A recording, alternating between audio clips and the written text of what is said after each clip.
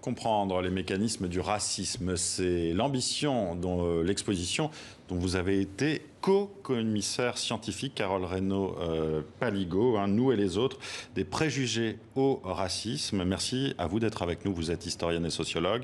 Vous êtes aussi la co-autrice de cette bande dessinée chez Casterman. Comment devient-on raciste, BD dont vous êtes aussi l'auteur et le dessinateur, Ismaël Méziane, avec également Evelyne Ayer. Merci Ismaël Méziane d'être avec nous en direct par Skype. Alors après l'exposition, cette BD, c'est un peu le prolongement naturel de cette exposition, un livre qui se veut avant tout didactique. Comment on explique d'ailleurs, alors c'est la question la plus basique, le racisme, mais en même temps extrêmement compliqué, n'est-ce pas ? Oui, c'est un peu compliqué. C'est pour ça qu'on a mobilisé une 60aine de travaux de chercheurs en sciences sociales, en génétique, pour essayer de comprendre comment dans une société donnée, ça se construit. Et l'intérêt, c'est que Ismaël a mêlé son histoire personnelle, ses expériences, pour construire cette BD en nourrissant ses expériences, donc des apports de la recherche. Ismaël Méziane, justement, Carole Reynaud-Paligot vient de le dire. Ce qui est très fort dans cette bande dessinée, il y a bien sûr ce côté didactique que vous incarnez pour comprendre les mécanismes du racisme, mais il y a aussi cette expérience personnelle. Vous mettez beaucoup de vous-même, de votre vie, cette colère aussi qui vous a habité sur l'exclusion, sur les manifestations aussi post-attentat contre Charlie. Oui, en fait, ça a été extrêmement douloureux de voir un petit peu les regards hostiles et puis d'entendre quelques réflexions aussi. Et ça a été tellement douloureux que j'ai dû aller voir un psy pour essayer de comprendre parce que je souffrais de rumination anxiogène. Donc mon travail, ça a été, pendant cette thérapie, de décortiquer, de comprendre tout ça. En même temps, je lisais les travaux de Carole et d'Evelyne Ayer et j'avais vu leur expo et j'arrivais peu à peu à me sortir de cette colère. Et en fait, cette bande dessinée, c'est pas le résultat de la thérapie, mais c'est ce qui m'a accompagné pendant la thérapie. C'est une thérapie aussi en quelque sorte, donc c'est ça que vous êtes en train de nous dire. C'est ça. Mais comment dire ? Ça ne remplacera pas une psychanalyse, attention. Non, mais on voit d'ailleurs, on vous voit en psychanalyse dans la bande dessinée. Pour vous, aller comprendre les mécanismes de ce racisme dont vous avez été justement la victime, c'était important pour vous de comprendre, de déconstruire aussi comment s'opérait ce racisme au quotidien notamment. Alors, ça l'était parce que cette souffrance venait du fait qu'elle venait de cette société-là. Et cette société-là, j'en suis lié, qu'on le veuille ou non. J'en étais lié et j'en suis encore lié. Et en fait, en comprenant les mécanismes de la haine, j'ai réussi peu à peu à m'en sortir, en fait, à comprendre qu'il y avait un espèce d'effet rétroactif. Je ne peux pas me détacher de cette société, cette maladie est sociétale. Carole Reynaud-Paligot, ce qui est intéressant aussi, donc vous intervenez 3 ou 4 fois dans cette bande dessinée pour expliquer justement quelles sont les étapes, comment se construit le racisme. Donc il y a la catégorisation, donc ça c'est quelque chose d'assez normal, d'assez naturel, c'est-à-dire que notre cerveau catégorise les choses, c'est-à-dire qu'on va avoir des petits pois, on va les associer par exemple avec des haricots, enfin voilà, ce sont des légumes mais pas avec des voitures. On va faire la même chose aussi avec les gens, en fonction peut-être d'où ils viennent. Voilà, alors c'est là que ça devient un peu plus compliqué, un peu plus délicat, parce que quand on range des gens dans une catégorie, ça commence à poser problème, et surtout que cette catégorie, on lui attribue des caractéristiques. Ça s'appelle l'assignation identitaire, c'est ça ? Voilà, tout à fait, qui sont en fait souvent des stéréotypes. Voilà, on catégorise, on attribue des stéréotypes et tout de suite, donc, on passe assez vite à la deuxième étape, c'est-à-dire qu'on hiérarchise. C'est-à-dire qu'on va faire une hiérarchie des races. Oui, alors des races ou des catégories. Les catégories, ce n'est pas forcément des catégories raciales.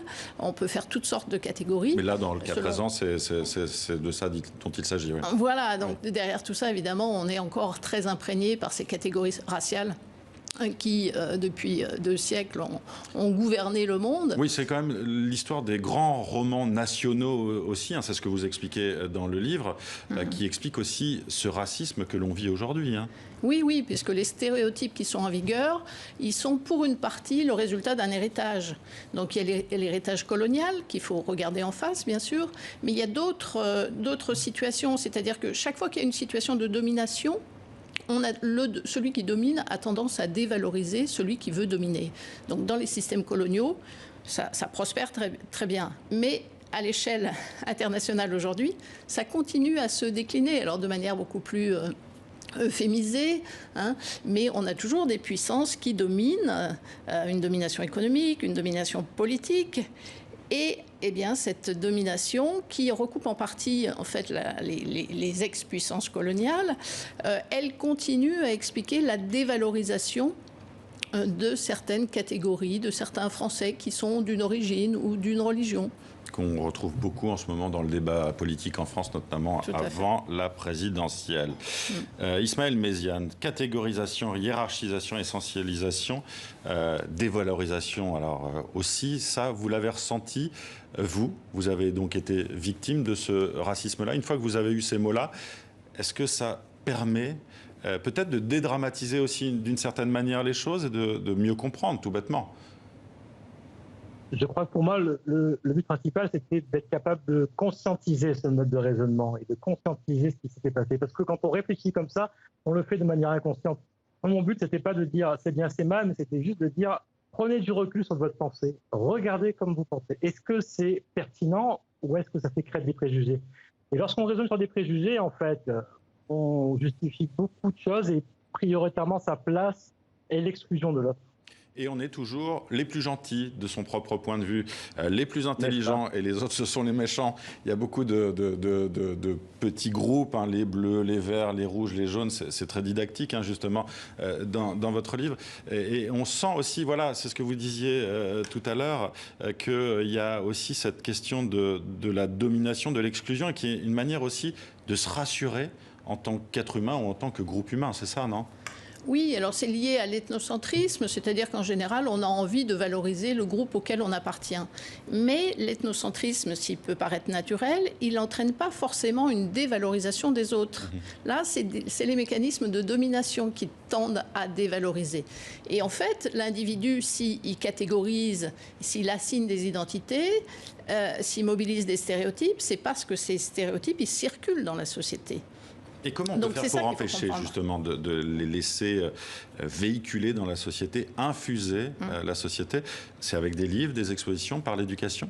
Oui, par l'éducation avant tout, mais aussi par des rapports plus égalitaires entre les nations aujourd'hui, à l'échelle internationale, à l'échelle nationale, à l'échelle du quartier. Enfin, voilà, toutes ces dominations, il faut en prendre conscience, il faut les analyser, les décortiquer, et puis après, il faut se donner les moyens de lutter contre. C'est un vaste chantier, certes, mais ça vaut la peine. Et peut-être dire aussi qu'on vient vraiment tous d'Afrique, pardon, c'est le titre de votre livre aussi chez Champs Actuels, avec Evelyne Heyer encore, puisque c'est aussi ça.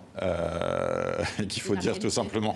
La réalité aujourd'hui de la recherche scientifique, c'est que tous les êtres humains viennent du continent africain. On a tous une même origine. Voilà. Merci à vous, Carole Reynaud-Paligo, d'avoir été avec nous. Merci, Ismaël Méziane, d'avoir été de loin avec nous aussi. Je rappelle donc le titre de cette bande dessinée, Comment devient-on raciste? Didactique et en même temps extrêmement touchante. Merci à vous d'avoir été avec nous.